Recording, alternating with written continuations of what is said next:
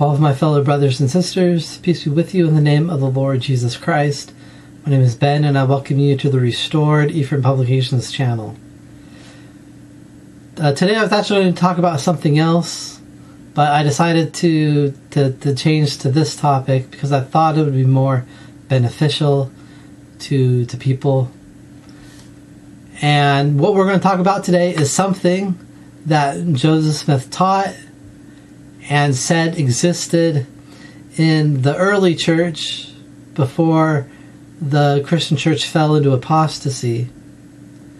And Joseph Smith caused it to be restored in our day so that we can have the original teachings that existed in the original Church of Jesus Christ again. And today what we're going to talk about comes from an apocryphal book called the Pistis Sophia. The Pistis Sophia is a very important Christian Gnostic work. We know from Joseph Smith that he received a revelation in Doctrine and Covenants section 91 that the Apocrypha contains both truth and error, and if we can read it with the Holy Spirit, we can benefit from it, because the Holy Spirit will help us to know what things are true and what things are false. But if we can't read with the Holy Spirit, then we won't benefit, because we won't know what is true and what is false. Now, the Pistis Sophia certainly falls under that category. It's an apocryphal work, and it contains both truth and error. And so I think it's important to look at, because we can discuss the things that are true and recognize it as true, and we can also show what things are false and not true. But what is really important for us is that it shows that what Joseph Smith said is not something original to him, but it existed in the early church. Now, what we're going to talk about specifically is ordinance work for the dead. There's an obscure passage in the Bible that creedal Christians ignore because they don't understand it, because they lost the fullness of the gospel. And I wouldn't really call them a church, it's more like a Bible study group that doesn't really understand the Bible. But in 1 Corinthians chapter 15, verse 29, it says, "Else what shall they do which are baptized for the dead, if the dead rise not at all? Why are they then baptized for the dead?"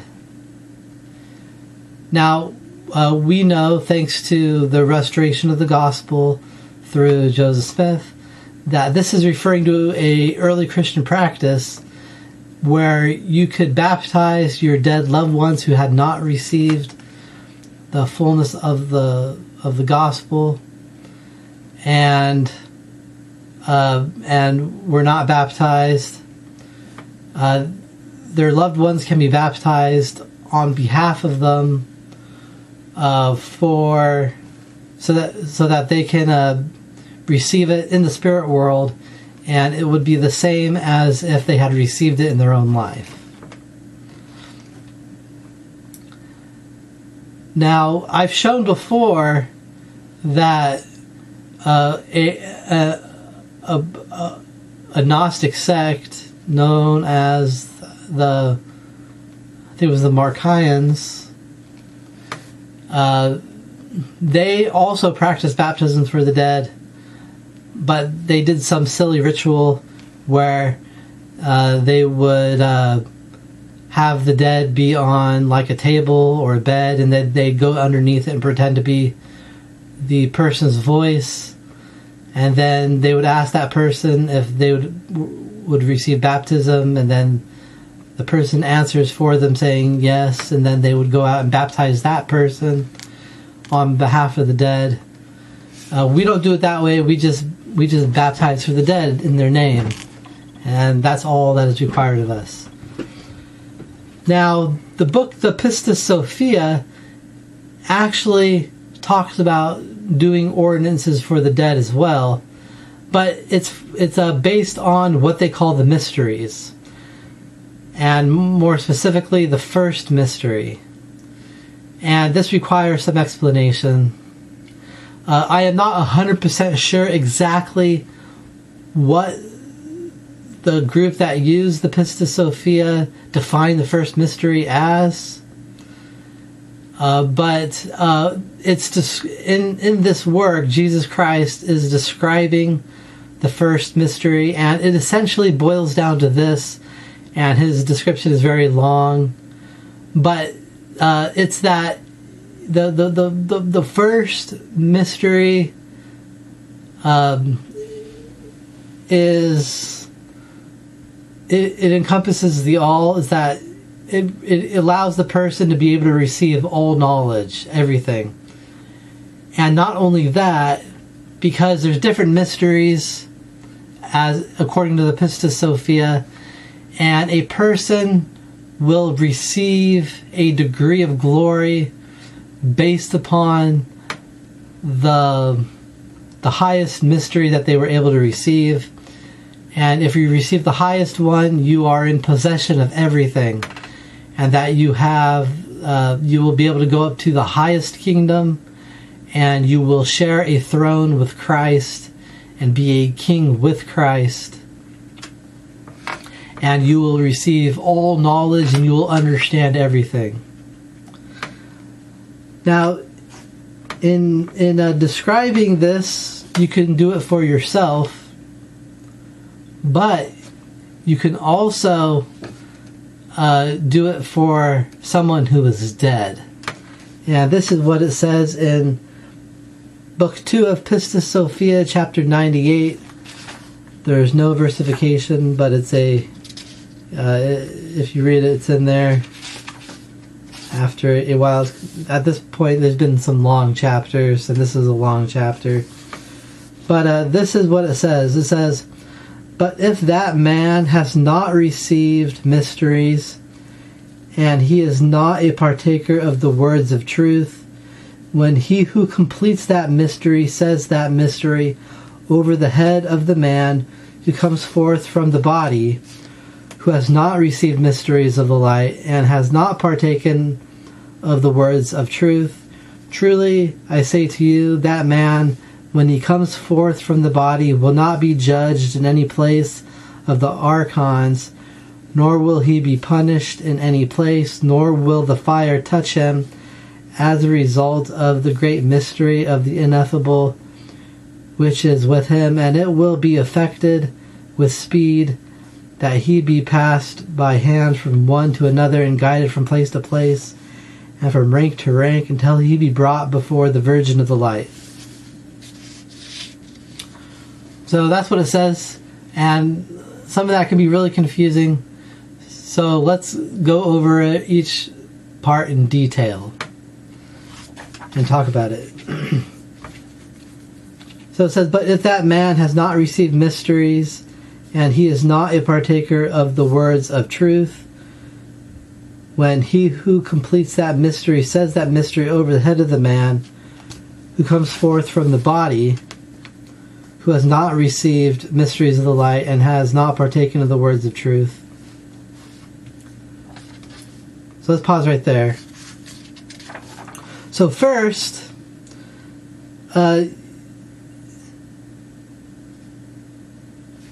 we see that it says, "But if that man has not received mysteries, and he's not a partaker of the words of truth,"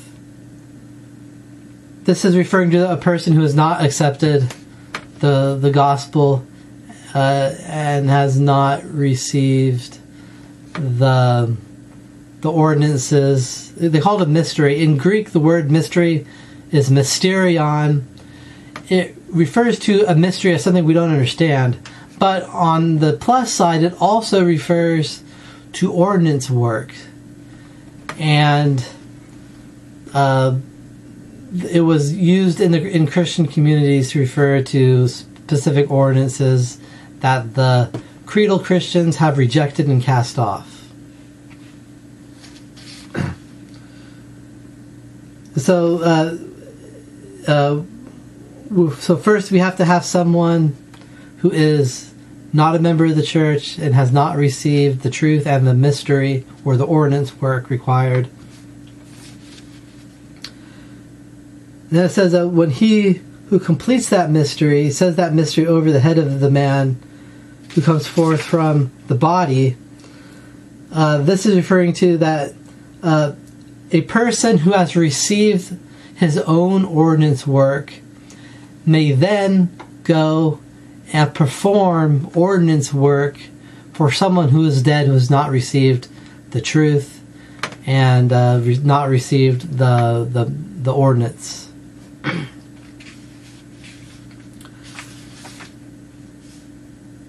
Now, the way it's described in here is we don't know if we should consider it literally or figuratively. If it's speaking literally, it means that you go basically to a dead body and say the ordinance over his head. And maybe they did that. We know the Marcionites did something like that.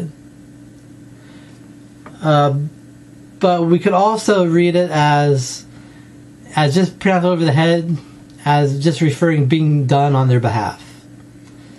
Now, as members of the Church of Jesus Christ of Latter-day Saints, that's the way we would see it.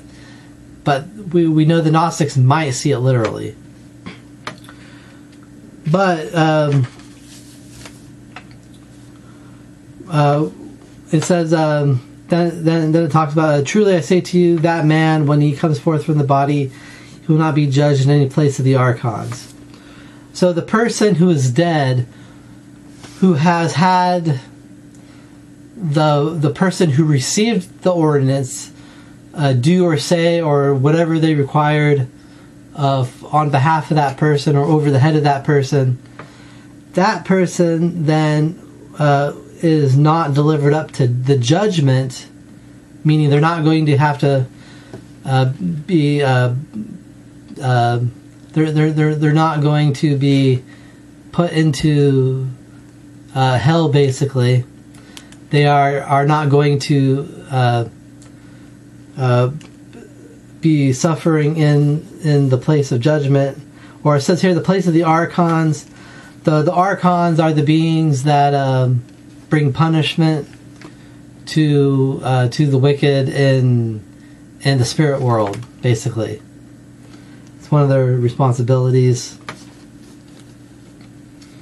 It says, nor will he be punished in any place, nor will the fire touch him as a result of the great mystery of the ineffable which is with him.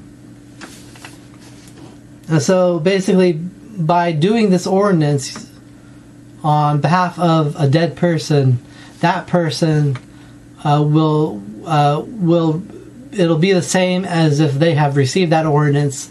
Therefore, they will be able to escape from hell, basically, and be able to move on to the greater place.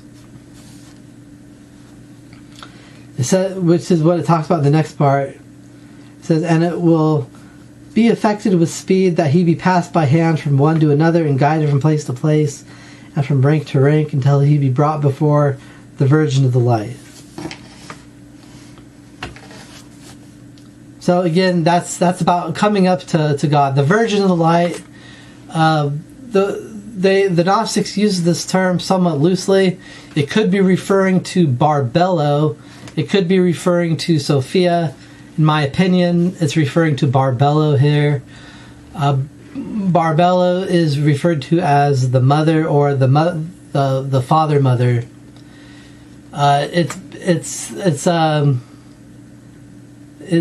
Basically, you have in Gnostic thought, you have what we would refer to as God. They call it the monad. The monad created a first creation, and that creation is called Barbello, and is basically Heavenly Mother. From our perspective as members of the Church of Jesus Christ of Latter-day Saints, we don't believe the same way the Gnostics do, but we believe that we have a Heavenly Father, which is God, the Most High. And we also believe that we have a Heavenly Mother.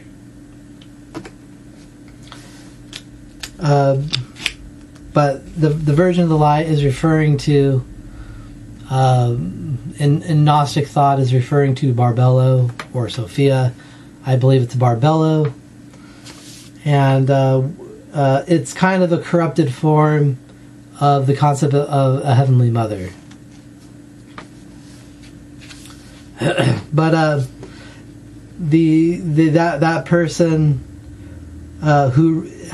who receives the mystery after they're dead, they will be able to go back into the presence of our heavenly parents if they receive the first mystery, which can only be done by someone who has received the first mystery. And the book Pistis Sophia talks about before this discussion that whatever level of mystery you receive, that's where you'll be able to go up to, but no further. But if you receive the first mystery, which is the greatest mystery, you will receive everything and be able to go to the highest point. And so what this is, even though they may describe it falsely, this is exactly what we believe in as members of the Church of Jesus Christ, that we can do ordinance work for our dead ancestors and family members, and it is, and by doing that ordinance work, it allows them to become part of the Lord's church, and they can then receive forgiveness of sin, and they can receive everything they need through us by doing their work for them, so that they could achieve to the highest level with our heavenly parents as well. And so this is showing that what Joseph Smith taught was not something original to him. It was something taught by the early Christian church. The Catholic Church cast all these true principles off and fell into apostasy. And every church that has broken off from the Catholic Church is still in a state of apostasy. They need to repent and ask God and receive a witness from the Holy Spirit that the work that Joseph Smith did is the Lord's work on earth, and it is the restoration of the fullness of the Church of Jesus Christ. Now, it hasn't really described the first mystery in the Pistis Sophia, but it talks about words and signs, and so it's probably their version of what we would call the endowment. And I hope it describes it more. It's hard to say if it will or will not, but I'm not done with reading the Pistis Sophia. It is a very big book, and I am a little over halfway through it now. Thank goodness. But we'll see what else I find. And I leave this with you in the name of Jesus Christ. Amen.